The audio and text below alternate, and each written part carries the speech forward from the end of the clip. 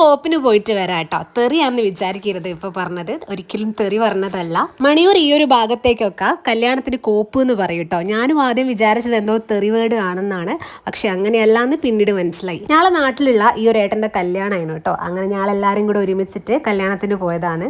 നമ്മളിങ്ങനെ നാട്ടിൽ കല്യാണമോ കൂടലോ അങ്ങനെ എന്ത് പരിപാടി ഉണ്ടെങ്കിലും ഒറ്റയ്ക്ക് പോകുന്ന പരിപാടിയൊന്നുമില്ല, കപ്പിൾസായിട്ട് പോകുന്ന പരിപാടിയുമില്ല കേട്ടോ. വീട്ടിൻ്റെ അടുത്തുള്ള എല്ലാ ചേച്ചിമാരും എല്ലാവരും കൂടെ ഒരുമിച്ചിട്ട് ഒരു സമയത്താണ് പോവുക. അതൊരു പ്രത്യേക ഒരു സുഖം തന്നെയാണ്. അങ്ങനെ കുറച്ച് അവിടെ ഇരുന്നതിന് ശേഷം ഫുഡ് കഴിക്കാൻ വേണ്ടിയിട്ട് പോയേ. മോക്കാണെങ്കിൽ കുറച്ച് ദിവസമായിട്ട് പനിയും കാര്യങ്ങളൊക്കെയാണ്, അതുകൊണ്ട് ഇങ്ങനെയുള്ള ഫുഡൊന്നും കൊടുക്കില്ല. അപ്പോൾ ബിരിയാണി കിട്ടിയപ്പോൾ മൂപ്പർക്ക് ഭയങ്കര സന്തോഷമായി.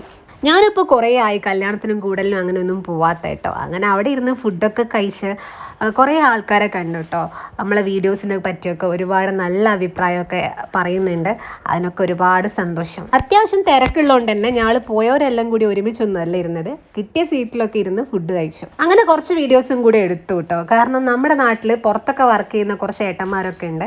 അപ്പോൾ അവരൊക്കെ എൻ്റെ അടുത്ത് പറഞ്ഞിട്ടുണ്ട്, എന്തെങ്കിലും പരിപാടിയൊക്കെ ഉണ്ടെങ്കിൽ വീഡിയോസൊക്കെ എടുത്തിടണേ, ഞാക്കും കൂടെ കാണാമല്ലോ എന്ന്. അങ്ങനെ ഫുഡെല്ലാം കഴിഞ്ഞിട്ട് എല്ലാവരും കൂടെ ഒരുമിച്ച് വീട്ടിലേക്ക് പോവാണ് കേട്ടോ. അത്യാവശ്യം നടക്കാനുണ്ട്, രാത്രിയൊക്കെ ആയിട്ടുണ്ട്, എന്നാലും കുഴപ്പമില്ല, എല്ലാവരും കൂടെ ഉള്ളത് കൊണ്ട് വലിയ സീനില്ല.